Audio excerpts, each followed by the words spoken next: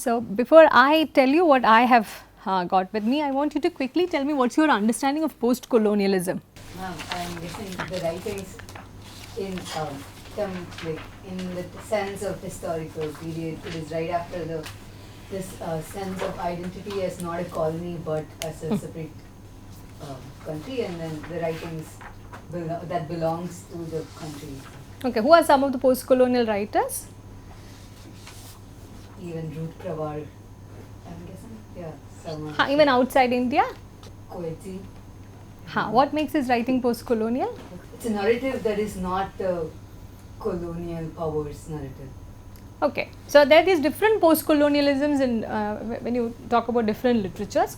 So broadly, it can be said that it's a very loosely, it's a rejection of the colonial narrative. And in a certain sense, if you look at, for example, Midnight Children as a post-colonial text, there is a rejection of the grand narrative of the nation as well. Yeah, so it is both simultaneously working together, rejection of the colonialist historiography and to a certain extent the rejection of the nationalist historiography as well. Yeah. And this work, Midnight Children, has been considered as the text that inaugurated both the post-colonial moment as well as the postmodern moment in Indian writing in English. Yeah. And postmodernism is also, as you know, it's again a rejection of all the grand narratives. It's an incredulity towards meta-narratives. And this work has also been considered as very typically postmodern. There's this postmodern critic Linda Hutchin, who even coined a word to talk about these sort of works, historiographic metafiction. So this work, in that sense, it has ceased to become a national property. This is no longer part of our national literature in that sense, and Rushdie has also become an international celebrity, as you know. So about Midnight Children, it was published in 1981, and as soon as it was published, there was an instant kind of recognition, an instant celebrity status that this work acquired almost like overnight. And this also happens to be his second work. Which was the first one that he wrote? Any idea? It was a very less known, not so successful work called Grimus. It was mostly an experiment in science fiction that was not successful at all. And only after Midnight Children became a huge success, people started looking at Grimus. Now there's also like considerable scholarly work that exists on Grimus as well. So as soon as this was published, it went on to win a series of prizes, the important ones being James Tate Black Memorial Prize in 1981 and the Booker Prize in 1981. And its popularity did not end by this moment of winning the Booker Prize, and we also know the entire gamut of Indian writing in English, Indian fiction in English gets redefined after Rushdie's Midnight Children. And in 1993, again Midnight Children wins Booker of Bookers, and in 2008, Best of the Booker. Yeah, so now it's impossible not to take a look at this text, and if you look at the scholarly body of work that exists, it is almost unsurpassed by any other writings which have been published. And there have been a lot of flack also that this work acquired, that it was not really the merit of Rushdie. That moment required this sort of a writing, and anyone would have written in a similar way. Those sort of things have been there. Many have rejected the deliberate magic realism that he builds in. But nevertheless, now it is difficult to ignore this text. And if you want to work again on Midnight Children as a researcher, you would find it very, very hard to look at newer themes, look at newer frameworks within which you can situate this text, because this work is one of those works which have been done to death, as they say. There are these companions which have emerged. There are works which look at the intertextual elements, and in all of those frameworks, though he is seen as part of Indian writing in English, his persona as well as this text reception has ceased to be national. It's now seen as a text which is part of the general post-colonial oeuvre as well as the contemporary world literature. Yeah, so that's a kind of status that Midnight Children enjoys. And Salman Rushdie is a British Indian. He was born in 1947, British Indian as far as right now his identity is concerned, of Indian origin entirely. an international, now he is an international celebrity, we have no doubts about that. Much has been written about him, not just as a literary writer, but also in terms of the political controversies that he caused. You all must be familiar with the fatwa which was issued against him in 1989 by, who issued this fatwa against him? Iran's Khomeini. Yeah, Ayatollah Khomeini. Yeah, and so if you are not familiar with this controversy, please read up about that. So this event also further sort of elevated his status as a celebrity, and for a while he even had to be sort of remain undercover, underground, as he puts it, for a very long time. His autobiography, which came out, like, he doesn't really call it as an autobiography. There was this work that he published in quite recently, Joseph Anton. Yeah, so that's mostly autobiographical in nature. It also talks extensively about his period, which he had to spend rather anonymously in Britain after the fatwa in the late 1980s and early 1990s.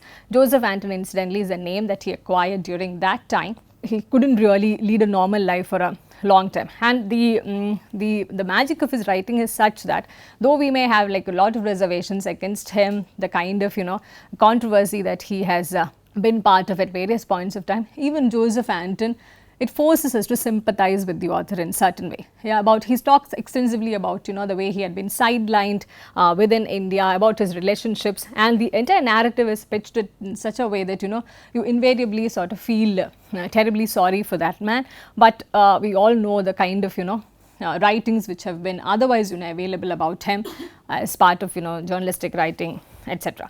This film was made into a movie in 2012. It was made by Deepa Mehta. That again was led to a number of other controversies. It couldn't, it was not even shot in India because they couldn't make the film in India. There were a lot of controversies associated with it. And there are a number of works that he published after that as well, but it would be rather like safe to say that this is his most famous and most acclaimed work. And a number of reviews have come out about his other novels, other works, saying none of them could really match up to Midnight's Children. And if you compare Midnight's Children with any other of his writings, we will also feel that he couldn't really bring back the same kind of magic that he could foreground in Midnight's Children. This is not to say that this had in any way affected his fame or affected his success. He continues to be regarded as the most the best known face of Indian writing in English, and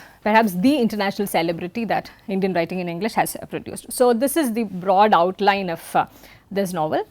It's titled Midnight's Children, and the story is about Midnight's children. So what exactly happens is at midnight, this midnight is also a very direct allusion to the independence that we got at midnight. So there are these two boys who are born in a Bombay hospital, and they are switched for whatsoever reason by a nurse. And around this same time, in that midnight hour, from 12 to 1, about 1000 children are born. So altogether it makes it 1001 children. So what's the connection? 1001, does that remind you of something else? Yes. Yeah. So there are these very deliberate intertextual references within the text throughout, and these 1000 children also have they are all part of nation's history, and there's a storytelling that all of them do. And all of these Midnight Children, they are all endowed with unusual gifts. Yeah, anybody who is familiar with the work? What are those unusual gifts? Read people's mind. Huh? Read people's minds. Yeah, and also the central character. Who's the central character? Salim Sinai. He can even smell things. He's endowed this unusual, uncanny ability of smell he has. So this is the way in which magic realism works here. Yeah. So what is magic realism, by the way? Magic realism is a technique through which, in a very real, ordinary situation, magical, supernatural elements are woven into the text. Yeah. It's not like fantasy, which is set in an unreal world. This is a real world, and the magical elements are woven into the text as if this is the most common, most natural thing to happen. There's no big deal about the supernatural elements which are woven into the text. And narrative begins technically at this midnight hour, but it also just like are you familiar with Tristram Shandy? Yeah, where the story begins even before the protagonist is born.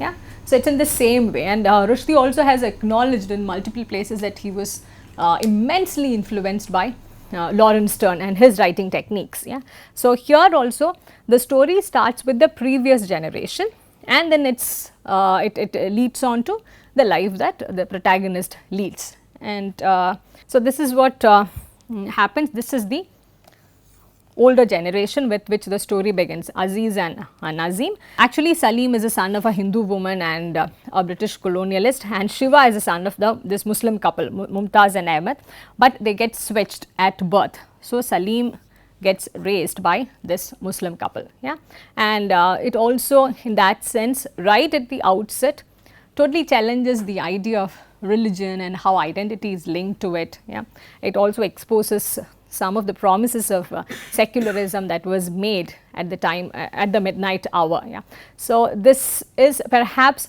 the finest story, many have agreed, which also narrates the nation in such a beautiful way, because the protagonist Salim Sinai's life is also narrated as an allegory of the nation. So this work is divided into 3 books. The first book deals with Salim Sinai recounting the events till his birth. Yeah, this is like before his birth. It's also been said that this is the book which imagines the emergence of the nation. Yeah, and book 2 has Salim recounting the various events of his childhood and adolescence till the death of his parents. Yeah, and book 3 talks about the widow, and widow is also a reference to Indira Gandhi and Salim Sinai crumbling away, having completed his task, because his body is also an integral part in the telling of the story. His body disintegrates as and when he is narrating. He is telling the story to whom and all, you will figure out even if you read through some of the sections. You do not avoid the first chapter, read the first chapter. And also if you read excerpts from here and there, some of the things may begin to make sense to you. And I mean you can try and access summaries from different online sites, but the problem is that this is such a fragmented text that there is no single story which can be told. Even the summary would be like very complicated to read. If you've started accessing those online summaries, most of them they try to give these chapter wise summaries. It is again and some of the summaries, when I was going through them, it's more laborious than reading the text itself. Yeah, it's as fragmented and as long-winded as the text itself is. So the book 1 is sort of a retelling of how the nation was imagined, and book 2 in fact talks about Nehru as the mirror of the nation, about the Nehruvian nation that emerged in the post-independence period. So because in the novel there are very direct references to real historical figures and real historical incidents. There is even a place where Nehru writes a congratulatory note to this protagonist, but there are a lot of unreal elements also which are part of it. There is a lot of history which he imagines that had happened as well, and Rushdie also acknowledges that those were like deliberate, maybe my memory had failed me. So he refuses to engage directly with the deliberate flaws that he had included in the text as well. And the third part is that phase, the emergency phase, where India becomes Indira and Indira becomes India. It becomes impossible to separate one from the two, and he also talks about the emergency phase. And in that respect, this work is also seen as one of the finest anti-emergency works.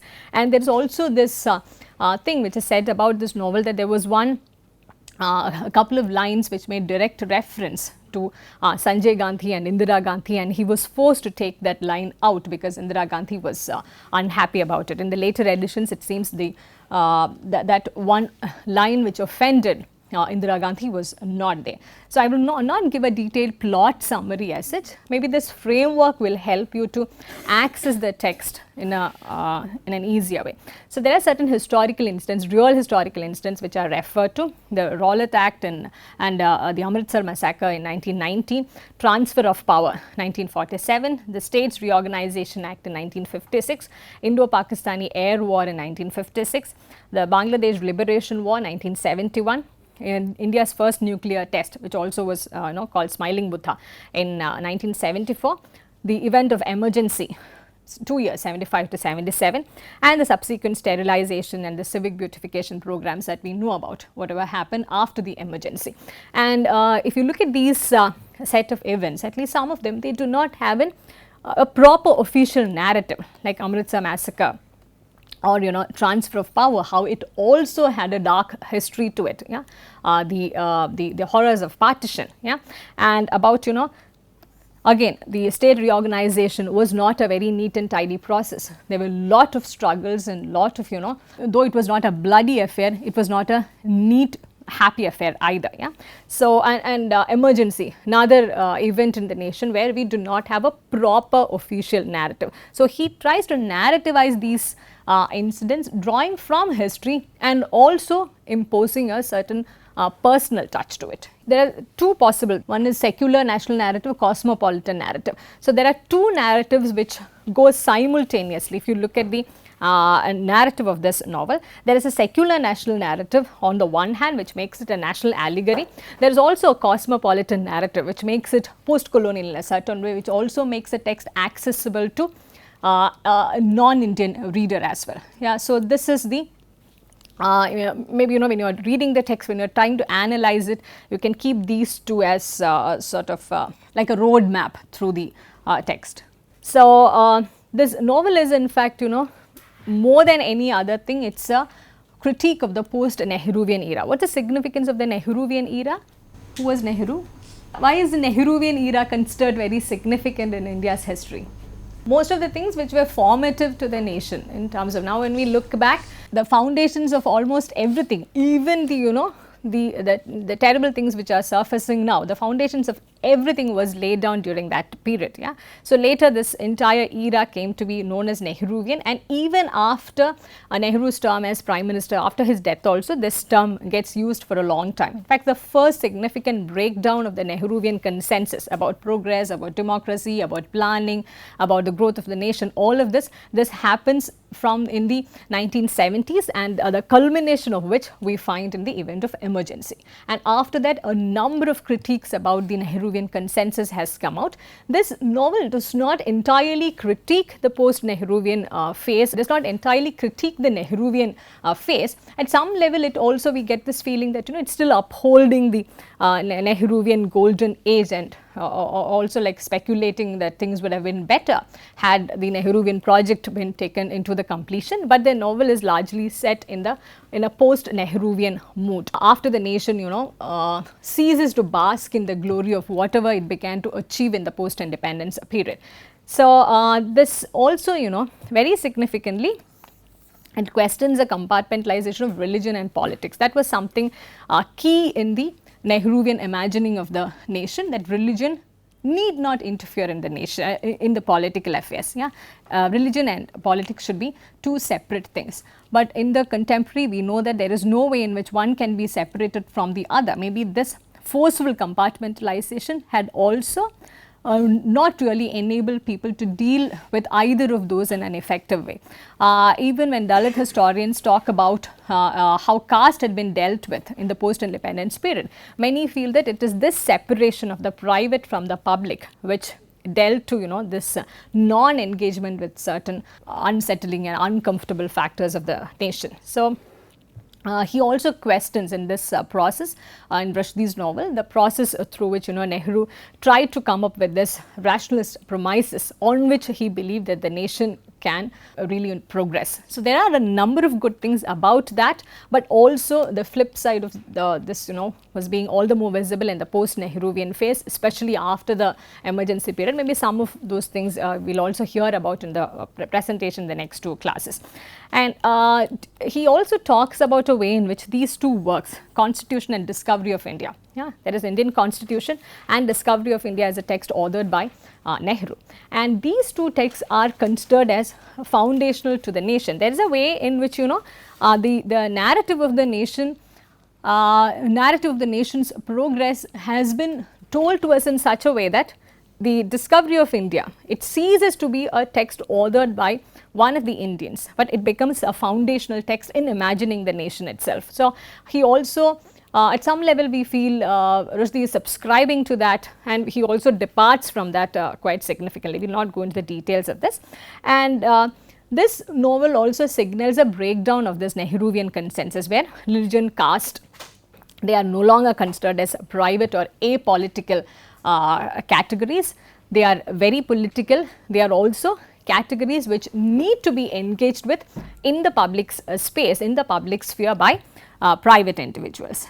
He also talks about this ever widening gap between state and nation. What is the difference between the state and the nation? What is imagined? Nation. Do you want to elaborate on that? State is a political factor. Nation is an imagination where there is a community feeling among an imagined group.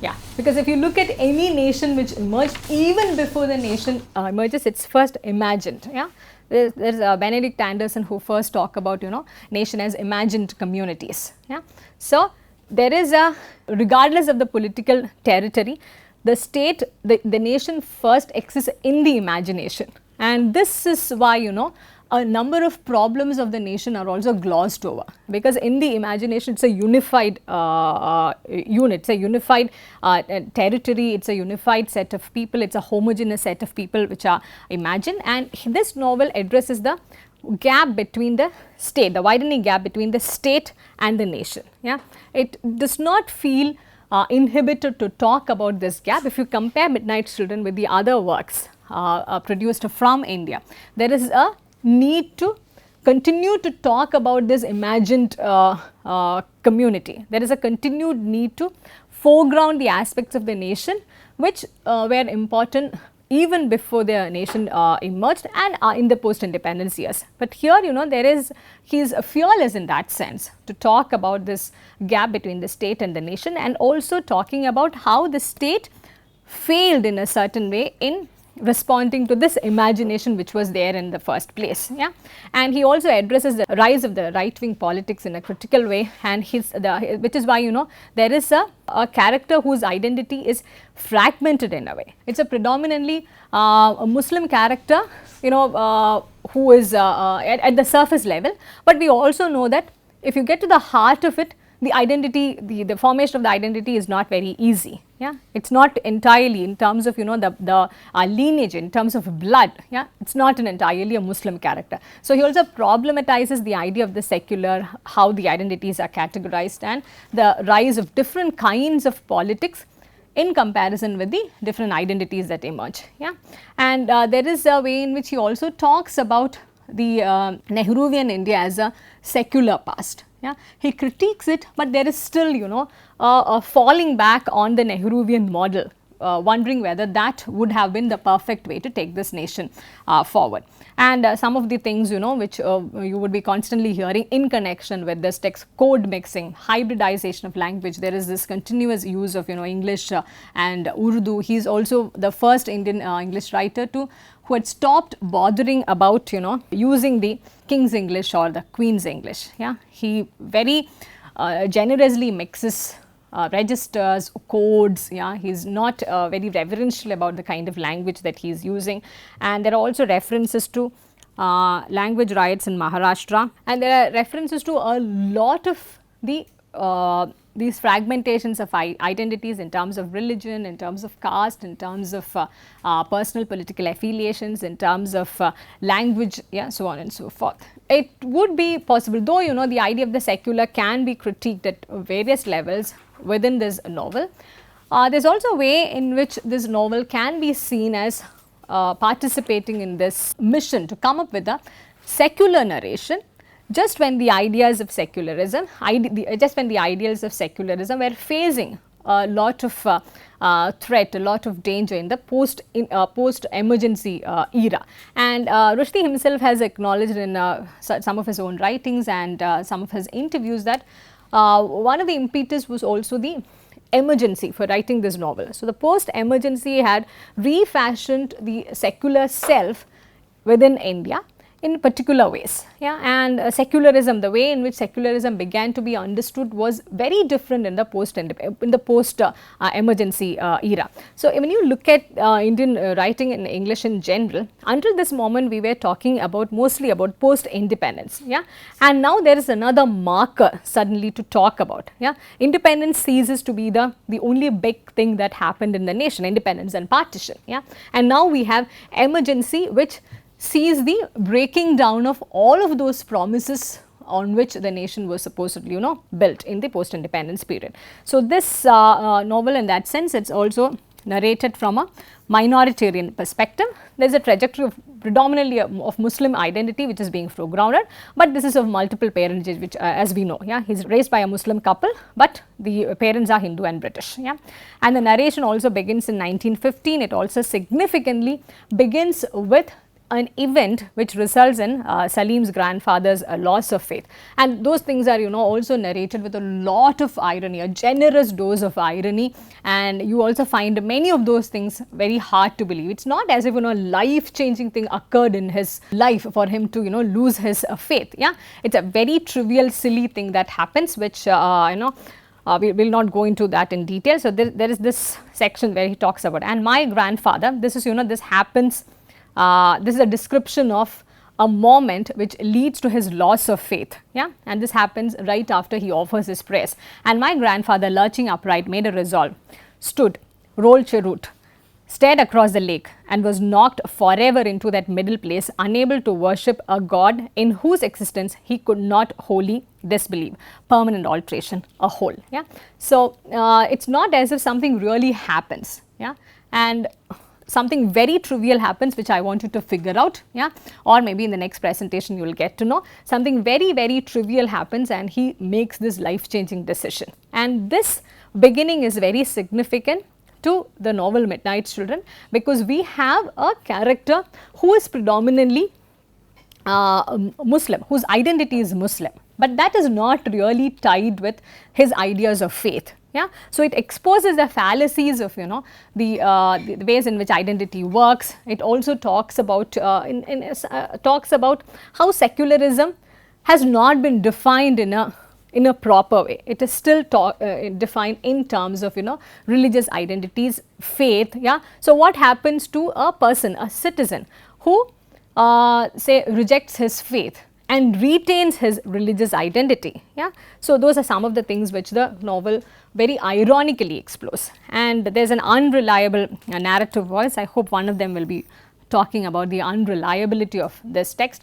He himself has said, there are a lot of, Rushdie himself has said, there are a lot of errors in it, because I am just writing from my memory could fail me, yeah. If you have a better memory, you can write another one, yeah. So, whenever the flaws in the text or the deliberate errors in the text were pointed out like that, he even has written an entire a very small essay on this, the errata in Midnight Children. I think I have given that as part of your reading material. Take a look at that, just about 3 pages. I think one of them will also be talking about this, the unreliability of this narrative voice, yeah. And what he does is, when he is trying to reject the model of secularism which is available to us, he is also endorsing a different kind of radical secularism, a minoritarian secularism, as some of them have put it. And in this radical secular approach, the story of India is told by a Muslim, a minority, and he also tries to rethink an India in which the category of the Muslim, the identity of the Muslim is not just in terms of minority. And there is also a narration of an India which is both India and Pakistan at the same time, which is why maybe strategically he begins the narration before the moment of independence. In order to access the story of Salim Sinai, it is important to know what happened before that. And at some another level, allegorically, he is also telling us to know the history of this nation, which was born at the midnight hour on 15th August. To know the history of this nation, you need to go back to the early 20th century. There is no isolated history that this nation owns. It is a fragmented, multiple history which is shared by both India and Pakistan. Yeah. So, which is why he was not really acceptable to the nationalist historians. He was not really acceptable. Rushdie was not really acceptable to the nationalist ones, and he also rejects those tendencies of nationalism. Even in the introduction that we took a look at, yeah, he talks about how those nationalist tendencies will not be useful for taking the literature of the nation forward, and this is also a vice that he associates with the regional writers. And maybe this protagonist Salim Sinai is also this perfect example of a fragmented identity and also the multiple influences which has shaped his identity. He is a middle class boy with a Christian ayah, Hindu and Muslim parents. He is living in the cosmopolitan city of Bombay. He is also a young man who fights in the army. Yeah? So, his identity is fragmented. His identity cannot be pinned down to one particular term or one kind of compartment in any way. Yeah? And he predominantly talks about a secular space which needs to be carved out for the Muslim. Yeah? This is again, this becomes important because he is writing at a point when nationalism is associated, nationalism is seen as privilege of the nationalist Hindu.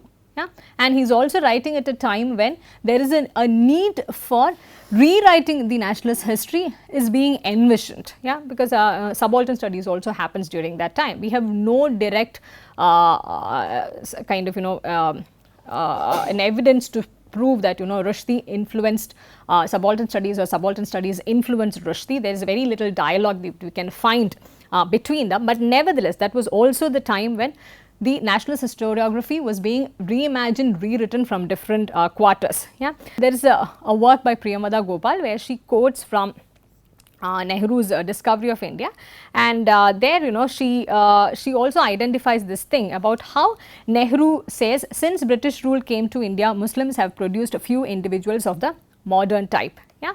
So, there are a lot of these deconstructive textual analysis which has been taken of which has been done of Nehru's work, which also exposes some of the biases which were inherent. So, one really does not know what kind of position Rushdie takes with respect to his critique of the post-independence period, whether he is entirely endorsing the things that Nehru said, or is he taking some of the progressive things from the Nehruvian ideal and rejecting the idea of secularism which he talked about, which also excluded the Muslim from the from participating in the secular institutions of the nation. And he also talks about Salim's grandfather, who is not much of a Muslim. He is also weary of the Muslim League. It is not as if by virtue of being a Muslim he is readily readily a part of Muslim League in terms of his political affiliations. Yeah? He is tired of both his Muslim identity, yeah, and also the politics that is foregrounded by something like Muslim League. Yeah? Because the text also talks about the disillusions that the Muslims faced in the post-independence period. There is this place where his father says, I blame myself, Salim Sinai, I blame myself entirely, we made ourselves too public, these are bad times. Sinai bhai, freeze Muslim assets they say, and you make him run to Pakistan leaving all his wealth behind him. Catch the lizard's tail and he'll snap it off. The so-called secular state gets some damn clever ideas.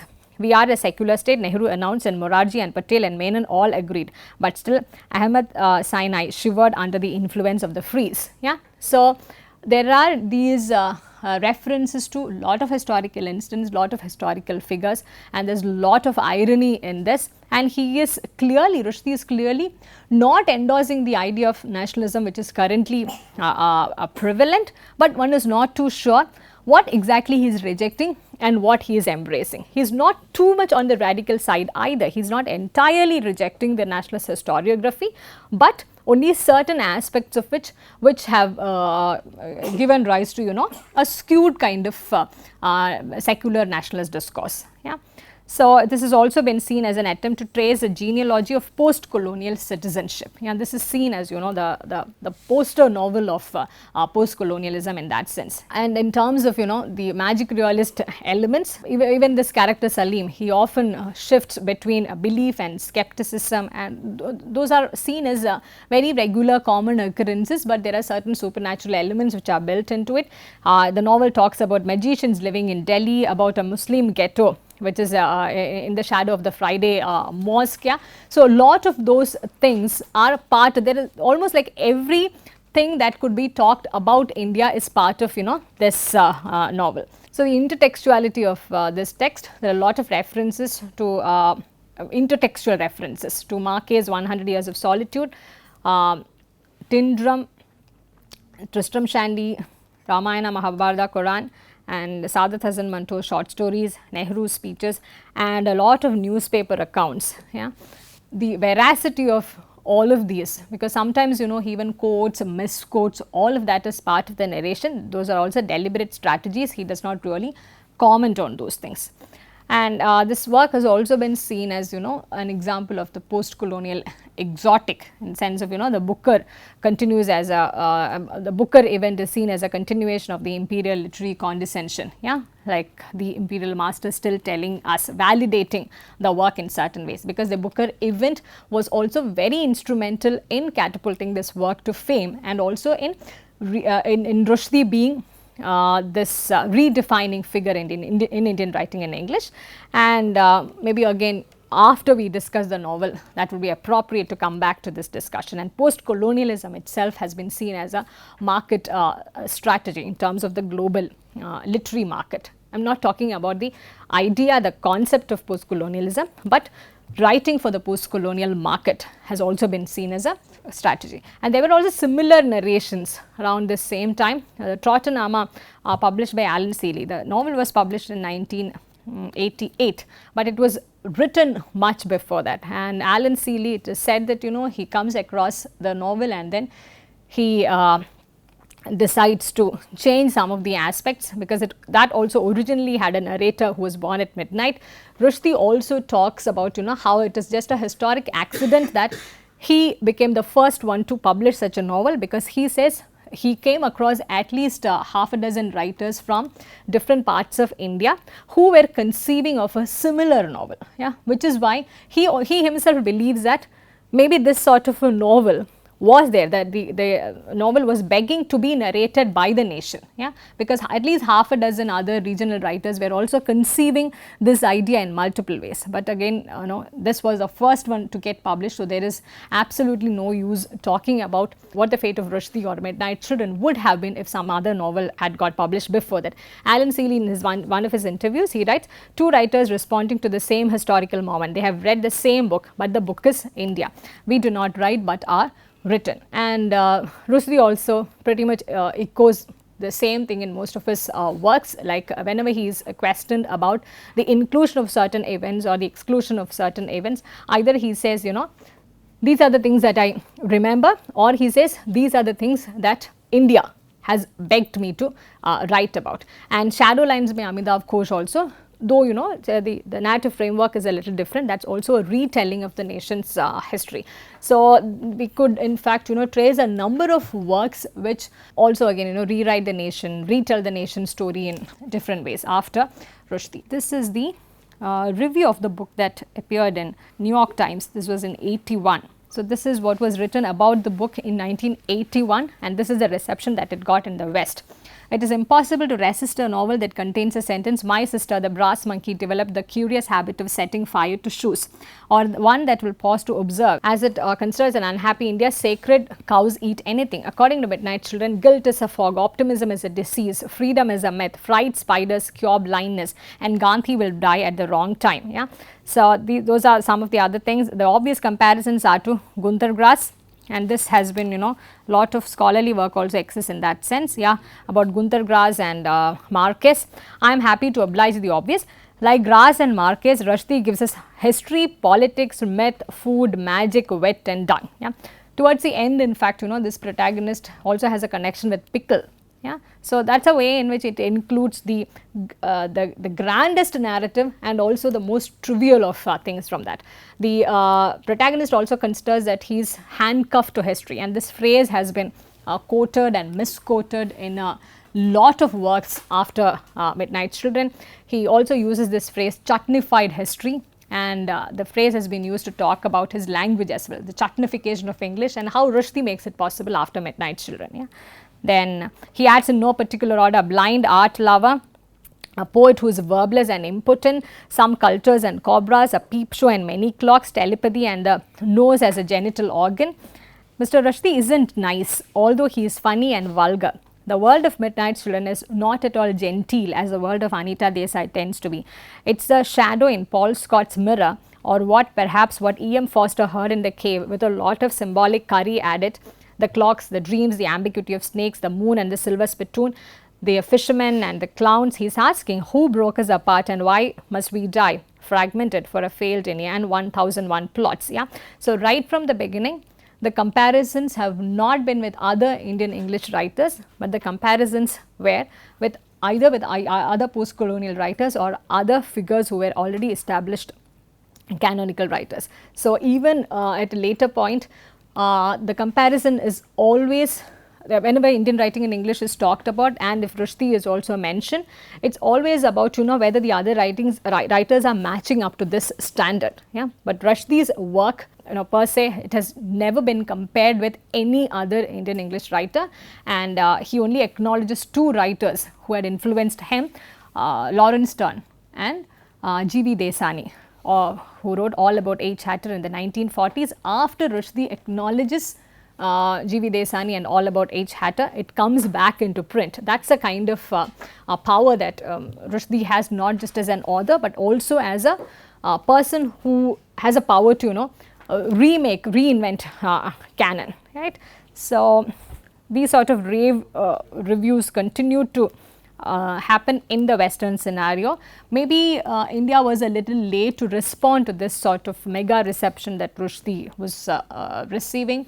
For at least for a while, even scholarly works did not really come out, but by the end of the 1980s, this sort of his position was further solidified and cemented. Initially, the Booker was also seen as yet another colonial jester. Many didn't want to comply to that, but now there's no going back. Yeah, there is no point in wondering whether this is actually a well written text or not, but this is the reception, and this has been now seen as a national allegory. And if you want to see it in any other way, it's harder also now. Even if you are really bent on seeing other narratives in this, yeah, now we have been so blinded by this, the plethora of works written about Midnight Children, that it's difficult to even access the work as in isolation, yeah, without considering the frameworks of post-colonial writing. Yeah. So there are these three things that this review highlights.